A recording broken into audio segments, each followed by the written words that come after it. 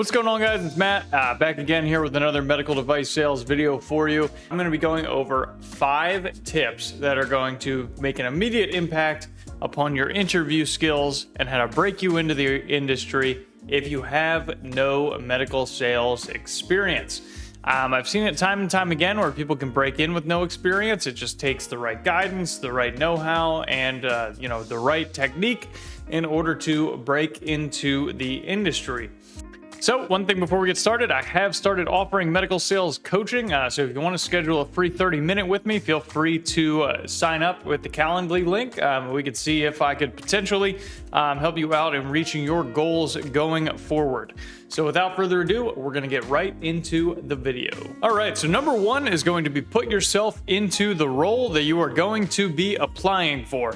What I mean by this is sort of already assume that you have the role when you're speaking to your hiring manager, whoever you have the interview with.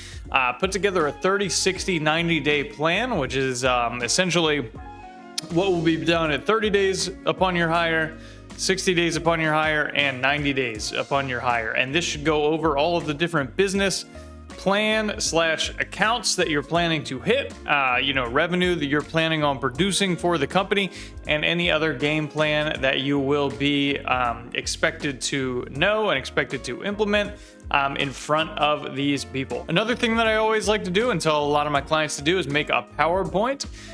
This is going to be making a PowerPoint presentation, which is not exactly going over that 30, 60, 90 plan, but this will be things that are specific to the company that you are applying for, that just lets them know that you've done your research on the company, their core values, their statistics, and it really just shows the person that's doing the interview that you went above and beyond and have done your research on their company. And the last one that pertains to this is knowing the products inside and out. I can't tell you how many people that I have interviewed personally and they haven't known a thing about the product that they are going in for, and they are asking you all the questions. They're like, yeah, what does your product do exactly? You shouldn't be asking that. You should really know what the product is that you're selling before you actually go in and talk to the person that's going to be interviewing you. The more product knowledge you can have, the better. Obviously, you won't be a master at this. However, going in and expecting to be better than not having any experience on the product will help you out quite a bit. So the second thing is going to be relating your previous roles to sales jobs, even if you have no sales experience. So in my humble opinion, everything is sales. Dating is like sales. You're trying to convince someone to go out with you. It's really anything. You come up to someone for the first time. You're trying to get them to do something with you. Everything can be related to sales in some capacity.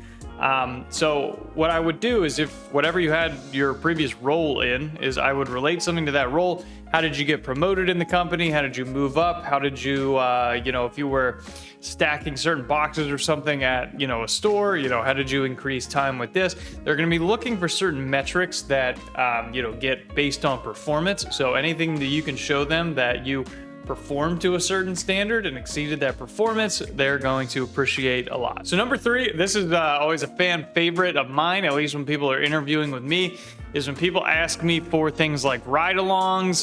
They say, how can I get like vendor credential, that kind of thing. Just, things that show you that you are going to be, that these people came to play. Pretty much is what I'm getting at, is they already expect that they're going to be getting the job. They want to get the job. They're hungry for it.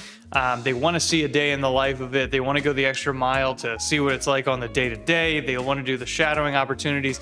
These are people that really do want the job. And I think anything that you're applying for in medical device sales, you have to go above and beyond and be curious about a day in the life of that career. And if the hiring manager will let you do that, or do something related to being curious about the position, that is awesome.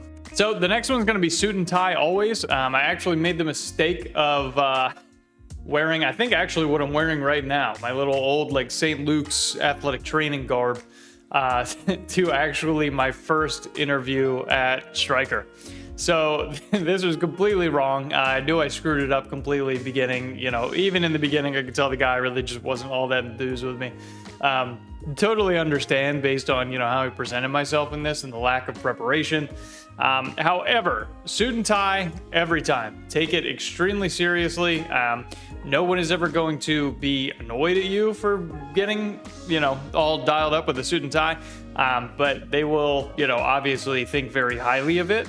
So I would always just do that regardless of whatever kind of interview you're going in for. And then this is one of the most important ones is always ask for the next steps. So before things close out, always ask them at what point they're going to hear from you. What point can I take the next steps with you guys in order to, advance my career? Always do something to where you're going to be closing the interviewer.